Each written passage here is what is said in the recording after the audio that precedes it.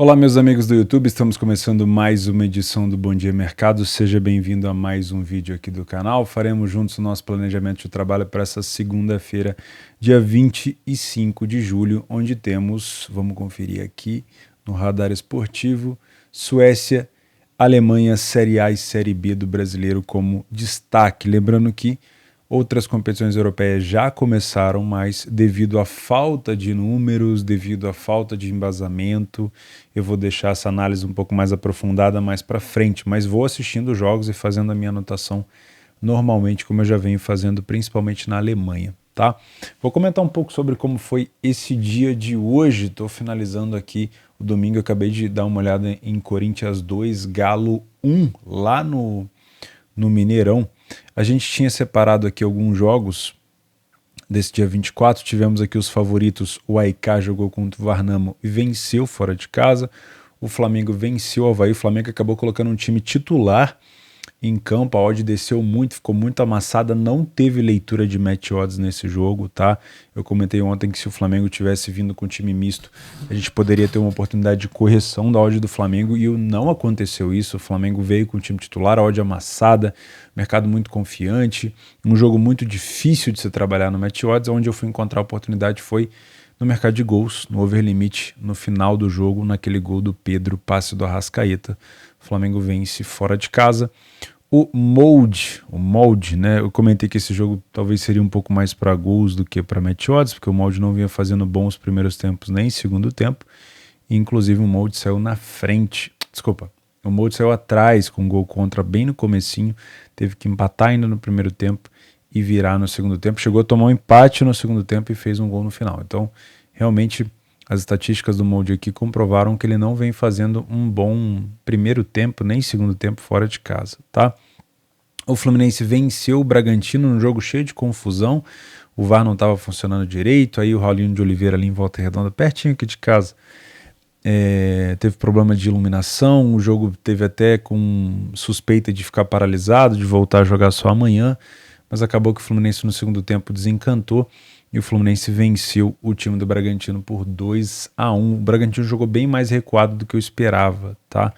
O Palmeiras venceu o Internacional por 2-1. Eu achei que o primeiro gol do Palmeiras deu leitura para a Lei Inter, tá? Inclusive eu peguei esse primeiro gol, não peguei no back Palmeiras, tá? Eu não trabalho essas odds tão baixas no Brasileirão.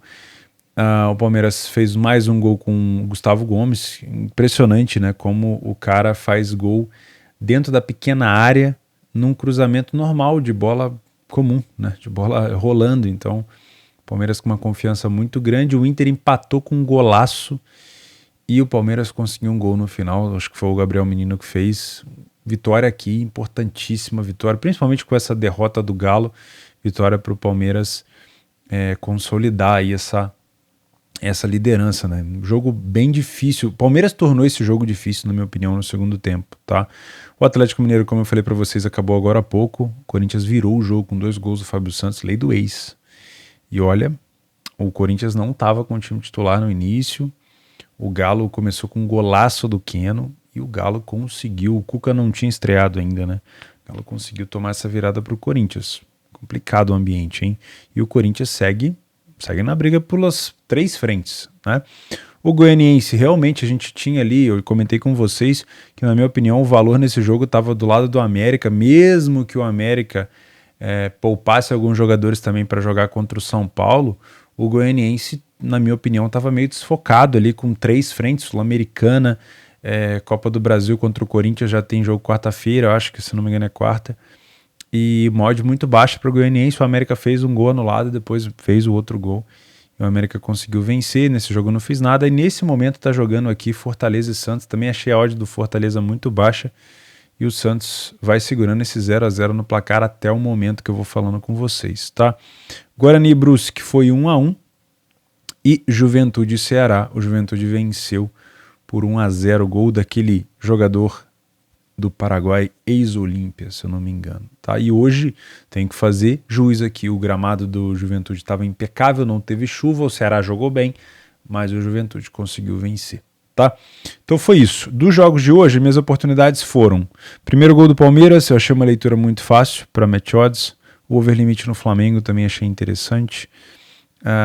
Cheguei a pegar alguma correção aqui no jogo do Atlético Goianiense no segundo tempo, mas nada de muito especial, tá? Então foi um dia um pouco mais sem cliques aqui para mim, um pouco mais analisando. Passei boa parte do dia escrevendo sobre o que eu estava vendo, principalmente pegando algumas informações das equipes para poder ter embasamento, né? Afinal de contas, a gente já tem a temporada europeia batendo na porta. Ontem eu fiz várias anotações sobre o Arsenal, que jogou contra o Chelsea, goleou o Chelsea.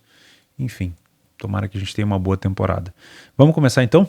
Então, para quem não me conhece, muito prazer, meu nome é Theo, esse é um canal sobre trade esportivo e se você gostar desse conteúdo, fica o convite aí para você se inscrever. Eu tenho que atualizar aí para 178 mil membros aqui no canal. Muito obrigado pela moral que vocês me dão. Um canal que não dá palpites, um canal que não faz bilhete pronto, um canal que não dá dicas de entradas. Estou aqui praticamente todos os dias do ano fazendo meu planejamento para ajudar você, né? Você que está indo para o trabalho, ouvindo o meu planejamento no carro, no metrô, você que não está tendo tempo por conta da correria. Eu espero que esse meu planejamento que eu faço para mim, né, realmente é o meu planejamento, mas espero que te ajude, tá? E óbvio, você vai encontrar outros vídeos educativos aí no meu canal, principalmente lá no meu blog, theoboss.com. Fechou? Para quem aproveitou a supercotação do Corinthians lá na Betfair, Corinthians e Galo eram ambas marcam COD 20, bateu, e espero que você tenha aproveitado. Para quem ganhou o bônus de R$5 em Flamengo e Avaí, vou deixar mais um bônus da Betfair aí embaixo para você. Vamos começar então? Sem mais delongas, vamos lá para o dia 25. Vamos primeiro de tudo fazer a nossa checagem, né, de jogos disponíveis aqui.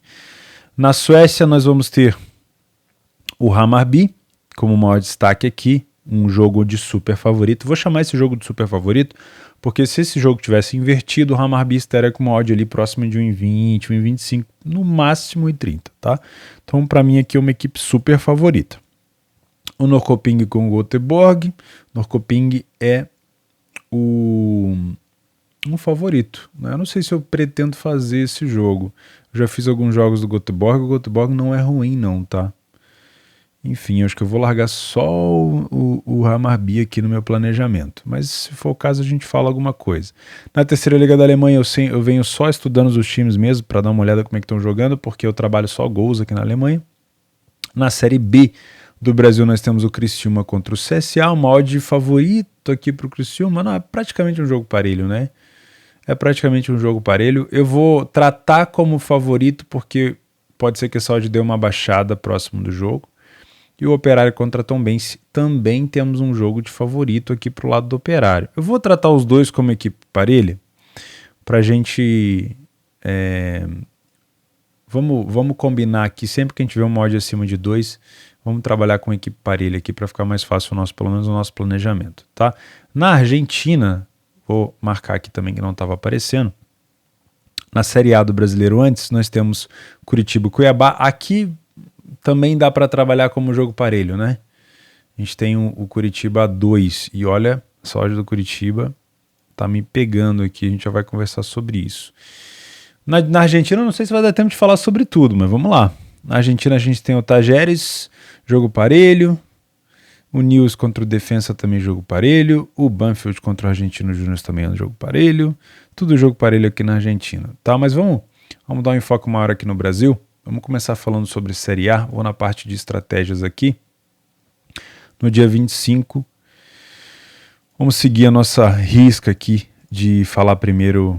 Eu ia falar da Copa do Brasileirão, mas vamos falar primeiro do jogo do super favorito, que a gente já mata isso, tá? Eu vou buscar aqui no nosso PDF de apoio o Hammarby, que vai jogar contra o Varberg, tá? Tá aqui o nosso PDF de apoio. Lembra aí, 1,45 é a odd do Hammarby. Olha só, o Hammarby fora de casa tem 3 vitórias em 6 jogos. Foi o primeiro a marcar em apenas 50%. Para um time super favorito, não é muita coisa, tá? Não me agradou tanto. O Varberg tem o mesmo número de vitória aqui em casa. O Hammarby tem uma qualidade de criação e de, vamos dizer assim, aproveitamento boa, né? O time cria 1,55 e marca 1,50, então está bem dentro da média. O time do Varberg também, mesma coisa. Ele cria em média 1,06 e marca 1,17, está até um pouquinho acima, mas é um time aqui que cede bastante oportunidade para o adversário, tá? Os dois times falharam em marcar em 50% dos jogos, o Varberg em casa e o Hammarby fora, tá? Então não me parece um jogo muito interessante para o ambas marcas, pelo menos nos números.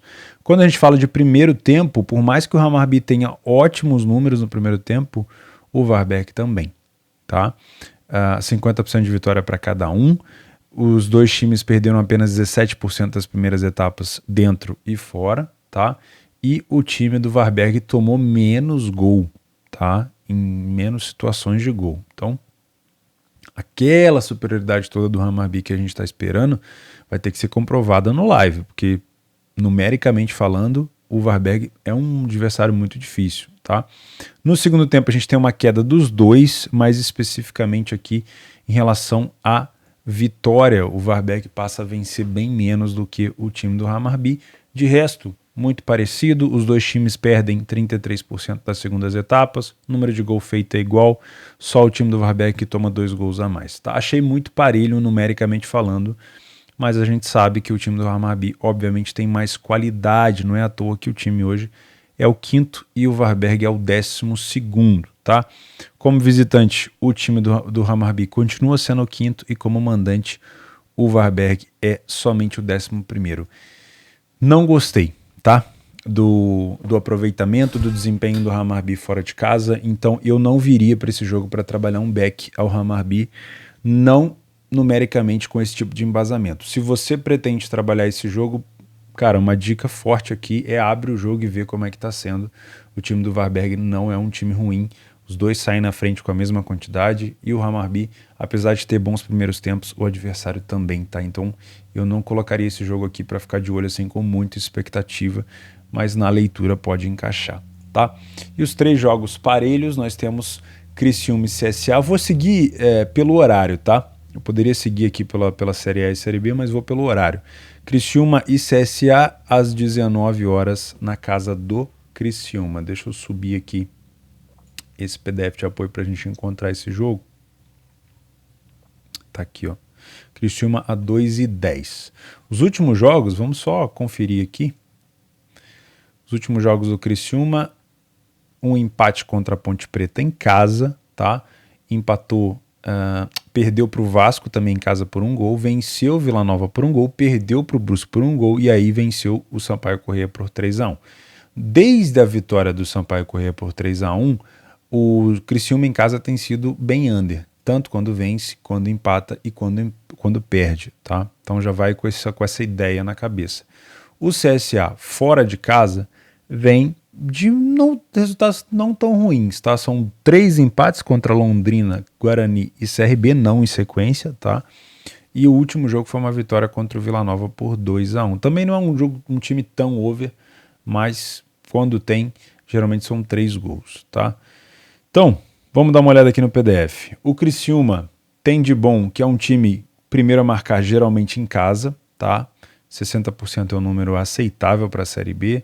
É um time que acaba sofrendo gol com alguma frequência, não é sempre, mas com alguma frequência, e falha em marcar também de um número um pouco elevado, para uma odd assim, próximo a 2, mas tudo bem.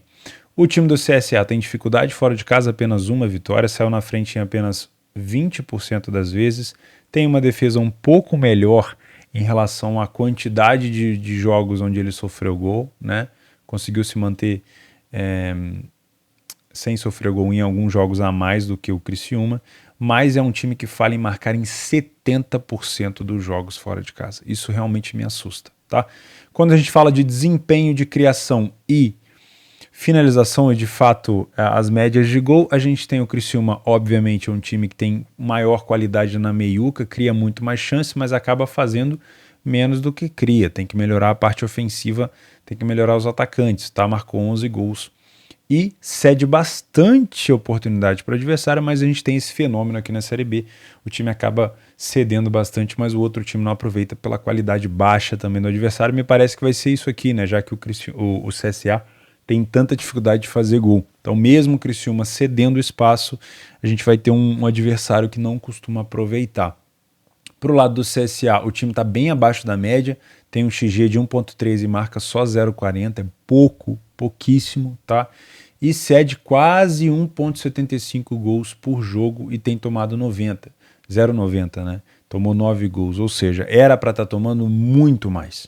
Era para ter tomado aí quase, pelo que cede de oportunidade, para ter tomado quase 15 gols ou mais. Mas tomou só 9. Por quê? Qualidade inferior também dos atacantes adversários. O time do CSA fora de casa não perdeu nenhum primeiro tempo. Isso é um fator interessante, apesar de ser um time que tem dificuldade de marcar. No primeiro tempo é um time que se controla muito bem, que se posiciona muito bem, empatou 80% dos jogos e venceu 20%, não tomou nenhum gol e marcou 2. O time do Criciúma venceu metade dos primeiros tempos em casa, isso é bom, perdeu 20% só. Não sofreu gol em 70, então também tem uma boa defesa, não é tão boa quanto a do CSA no primeiro tempo, tá? E o time falhou em marcar em metade dos primeiros tempos.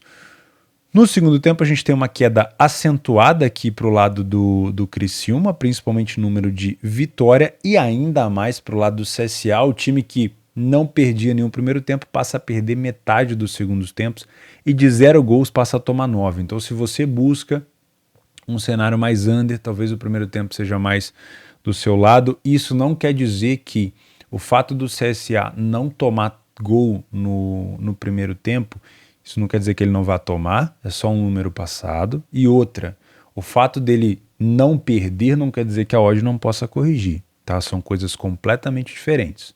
Uma coisa é você entrar buscando gol, outra coisa é você entrar buscando correção, que é o meu trabalho. Então eu poderia estar, por exemplo, no primeiro tempo contra o CSA, mesmo o CSA não tomando gol, desde que eu tenha uma pressão muito forte do Criciúma para ter essa correção. Então, como eu falei no segundo tempo, se você está buscando gols, talvez, mesmo que seja um over limite, talvez o segundo tempo seja o seu lugar, porque o CSA se desorganiza, não necessariamente por estar perdendo, porque a gente já viu aqui que ele não perde nenhum primeiro tempo, então essa desorganização do CSA é crônica. Não é tipo, o time saiu atrás no primeiro tempo e aí no segundo tempo tem que sair de forma desorganizada e acaba perdendo, não. A desorganização do CSA no segundo tempo é crônica.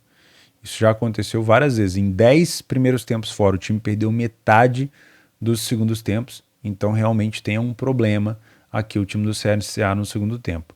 O problema do Criciúma é defender bolas aéreas. O time tomou 5 gols de cabeça até o momento e pode sim ser uma arma ali em alguns momentos dos jogos. Não me parece um jogo para over, já tinha comentado isso com vocês, tá? Mas se você busca um cenário de gols, o segundo tempo aqui, realmente a gente tem um CSA muito mal, tá? Então esses últimos minutos aqui, principalmente no segundo tempo, a gente pode ter um Criciúma levando um pouco de vantagem. Beleza? Na minha opinião, o que faz com que o Criciúma seja favorito para mim não é só o fato de o time criar mais, marcar mais gols. É o fato do CSA ter uma qualidade ofensiva muito pobre, tá? O time não consegue, mesmo criando uma média maior do que um gol por jogo, o time não consegue de fato fazer esses gols. Então o Criciúma pode acabar martelando e fazer, tá?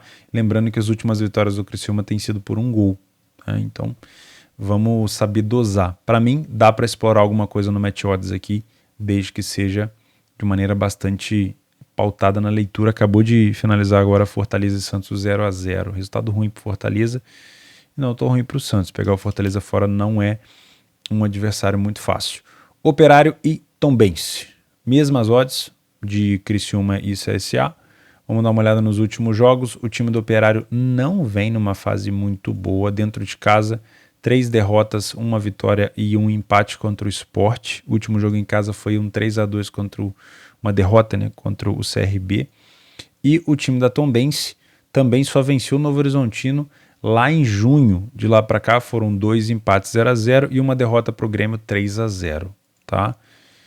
Tô aqui tentando buscar por que o Operário, que é o 16º colocado, pegando o Tombense, que é o 8º, tem uma odd de 2,10 e a Tombense tem uma odd de 4. Tô aqui pensando, batendo cabeça. Vamos lá. Vamos tentar encontrar o motivo. O Operário tem 4 vitórias em 9 jogos, saiu na frente em apenas 33% das vezes que jogou em casa, isso é pouco, tá? O Tombense tem 1 vitória fora, saiu na frente em apenas 22%, falhou em marcar em mais de 50% dos jogos. Aqui a gente já começa a entender por que o Operário é favorito, tá? Outra coisa que faz com que o Operário seja favorito, Quantidade de chances cedidas pela Tombense. Duas grandes chances cedidas por jogo, ou seja, tem uma média de quase 2 gols que era para ter sofrido por jogo e sofreu 1.11. Então era para ter sofrido quase 20 gols. Então isso é um problema, tá? A defesa do Tombense é fraca e cede muita oportunidade. Só não está tomando tanto gol porque o ataque dos adversários é fraco. O XG da Tombense é ainda pior, tá, em relação à criatividade do que o adversário. O time da Tombense cria só 0,79. Isso mostra um time desorganizado no meio, às vezes até desentrosado, e mostra também que o ataque não é tão ruim, porque o ataque faz ali 0,67. O time cria 0,79, é próximo. Não é tão ruim o ataque. O problema é que a bola não chega. Isso mostra, óbvio, falta de qualidade ali talvez no meio campo, tá? E a gente tem do lado do Operário um time bem próximo da média de XG que cria nos gols marcados e também até bem próximos dos gols sofridos contra, tá? Então dá sim para encontrar uma superioridade do Operário. Quando a gente fala de desempenho no primeiro tempo, a Tombense só venceu 11%, só que perdeu pouco, 22%. O time marcou 3 gols, tomou 6. O Operário vence 33%, não é tanto a mais do que a Tombense, mas perde pouco também, tá? E é um time que tem uma defesa mais sólida, sofreu apenas 3 gols, quase 80% das primeiras etapas o time não toma gol. No segundo tempo aí vira terra sem lei, né? O Operário cai bastante a produtividade, inclusive passa a perder quase 60% dos jogos do segundo tempo. Então assim, se você busca um pouco mais de tranquilidade, visando essa falta de qualidade ofensiva da Tombense e essa quantidade de chances cedidas, talvez, dentro de uma leitura de jogo no primeiro tempo, seja um local mais interessante para você. O segundo tempo, o Operário se desmancha. O time passa a perder mais de 50%, toma muito gol, marca menos do que no primeiro tempo, e a Tombense também se ajeita, tá? Apesar de perder um pouquinho mais, o time passa a vencer um pouco mais também e toma um pouco menos de gol. Então cuidado, tá? Não tem nada de muito relevante aqui nas bolas paradas. Também a Tombense não puxa esse jogo para over, até porque por mais que ceda bastante oportunidade, os adversários não costumam aproveitar, mas tem uma pintadinha aqui, né, de possibilidade de gols no final para quem busca. Série B é sempre complicado para gols, tá? Então, também dá para buscar alguma coisa. Eu tô menos confiante nesse jogo do que no jogo do Criciúma, mas se for buscar algo para match odds, seria dentro do primeiro tempo e só. Assim como lá o Criciúma e CSA, o primeiro tempo talvez seja o mais indicado para buscar, o segundo tempo talvez seja mais indicado para gols. Vamos fechar então com Curitiba e Cuiabá, uma odd 2 do Curitiba, do Coxa. Em casa a gente tem as frases aqui do Radar Esportivo, ó, concedeu nas últimas 10 partidas, concedeu primeiro em 9 das últimas 10, não ganhou em 9, perdeu o primeiro tempo em 8, concedeu no primeiro tempo em 8, concedeu 2 ou mais gols em 6. A fase do Curitiba não é boa, Curitiba já foi o melhor mandante da competição, hein? Curitiba hoje é o 16º e é o 9º melhor mandante apenas. Vive dos números que construiu no passado, tá?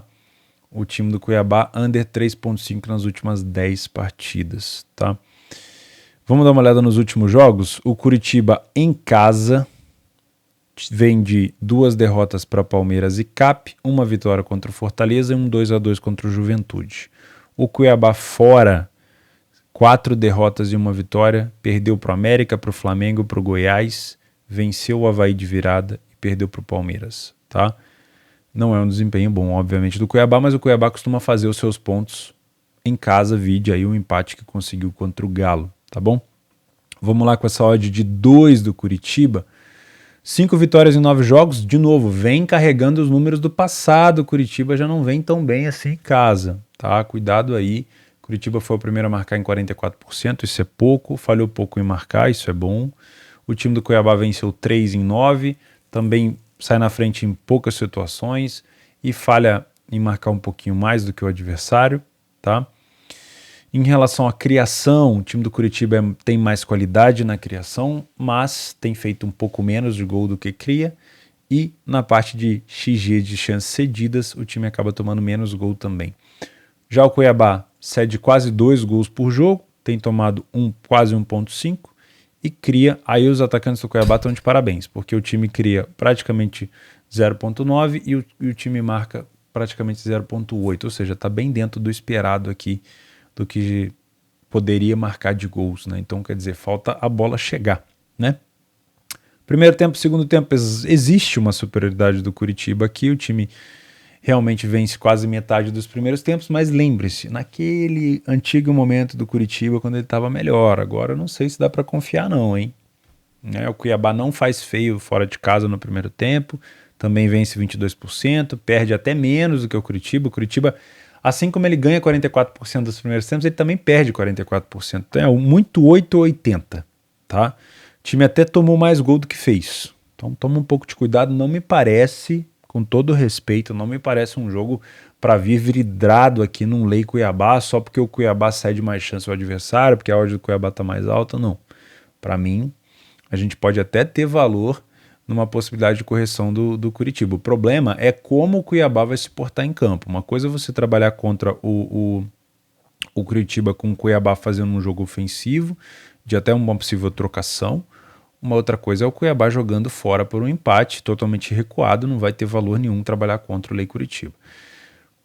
Segundo tempo, Curitiba mantém o mesmo número de vitórias, melhora defensivamente, passa a tomar menos gol, marca mais gol, perde menos, e o Cuiabá tem uma queda um pouco mais acentuada, principalmente na questão de derrota. O time perde quase 70% dos segundos tempos e toma muito mais gol do que no primeiro. Aqui sim, a gente tem, no segundo tempo, a gente tem com mais clareza essa superioridade do Curitiba em números, tá? Então, se você busca talvez um momento para estar Lei Cuiabá em alguma situação, provavelmente pode ser que você encontre mais no segundo tempo, tá? O Cuiabá também tem números modestos aqui, ofensivos de bola parada, e o time do Curitiba tem 4 gols de cabeça feitos e 5 gols de cabeça sofridos, tá? Então vale aí dosar que o Curitiba bate para os dois lados, digamos assim, né? Situação que pode ficar interessante para o lado do Cuiabá, principalmente se o Curitiba tiver em vantagem e recuar, é a finalização de fora da área. Inclusive, para quem assistiu o jogo do Cuiabá contra o Atlético Mineiro, já tá batendo cansaço aqui, já são quase 10, 9 e pouca, né? No domingo já tá dando sono. Quem assistiu Curitiba e Atlético Mineiro, apesar do Galo ter saído na frente, o Cuiabá explorou muito a finalização de fora da área, e é um time que finaliza muito bem assim, tá? Então, se o Curitiba permitir o Cuiabá ficar rondando a área ali, e jogou muito bem no contra-ataque contra o Galo, inclusive as melhores chances foram do Cuiabá. Se o Curitiba permitir tanto o contra-ataque com finalização, quanto um recuo e o Cuiabá rodeando a sua área para finalizar, pode ser aqui que a gente tenha uma possibilidade do Cuiabá marcando de fora da área, tá? Cuidado aí, o Curitiba já tomou 3 gols nesse fundamento. Pode ser um jogo para gols, pode ser um jogo para 1-1, por exemplo, um jogo para 2-1 Curitiba, mas não tem uma incidência tão grande assim de over 2,5, tá? Cuidado. Acho que esse jogo pode ter 2 gols, dependendo da situação, mas 3 gols fica um pouco mais complicado. E se você busca um cenário de gol, eu acho que o ideal talvez seja ficar trabalhando com uma ideia de 1,5 ou o 0,5, né? O over à frente ou o limite, porque no segundo tempo a gente tem um Cuiabá caindo muito de produção e o Curitiba pode aproveitar isso. Lembrando, o Curitiba em casa com a força da torcida, cara, é nesse cenário que o Curitiba vai conseguir somar ponto e tentar sair dessa proximidade da zona de rebaixamento. Fora de casa tá muito complicado, o Curitiba fora tem 9 jogos, 7 derrotas e só 2 vitórias, tá bom? Eu nem vou comentar muito sobre o campeonato argentino, vou pedir desculpa para vocês que já são 28 minutos, estou bem cansado, mas eu vou deixar aqui no PDF de apoio para vocês, tá? Se você quiser ter acesso ao PDF, o link está aqui no primeiro comentário fixado, também está na descrição do vídeo. E é isso, lembrando, então, não confio tanto no Hammarby, se for fazer alguma coisa, eu ou você, vamos assistir o jogo ao vivo, porque numericamente o nosso adversário aqui, o Varbergs, parece muito bom também, tá? Mesmo com uma odd mais alta. Criciúma e CSA, o CSA tem uma dificuldade muito grande em marcar gols, a gente pode ter um número, uma possibilidade de trabalhar lei ou CSA no primeiro tempo, tá? O segundo tempo a gente tem mais desorganização e aí fica uma terra sem lei, não vale muito a pena. O Operário está com uma odd baixa mais pela falta de qualidade da Tombense e de novo, talvez o primeiro tempo seja mais tranquilo para match odds, tá? E Curitiba-Cuiabá, eu acho que dá para os dois lados. Se o Cuiabá jogar muito recuado, a gente pode ter sim uma correção deles, mas se esse recuo for para contra-atacar, vide o jogo que ele fez contra o Atlético Mineiro, pode ser um risco você trabalhar contra o Cuiabá, então não deixe de assistir os jogos. Tá bom? Nada de muito interessante para bolas paradas hoje, tá? Eu acho que a do Curitiba ali, tanto ofensiva quanto defensivamente, pode ser o maior destaque. Uma segunda um pouco mais tranquila, né? Meus amigos, uma ótima semana para vocês. Como eu sempre digo, já virou um mantra aqui, não inventa moda, faz o simples, é o simples que vai pagar suas contas, tá? Os métodos mirabolantes que a gente gosta de inventar é muito gostoso, mas você vai ver que no longo prazo é o simplão mesmo, é o arroz com feijão com ovo que vai pagar suas contas. Beleza? Então, um grande abraço para vocês, uma ótima semana para nós e é sempre um prazer.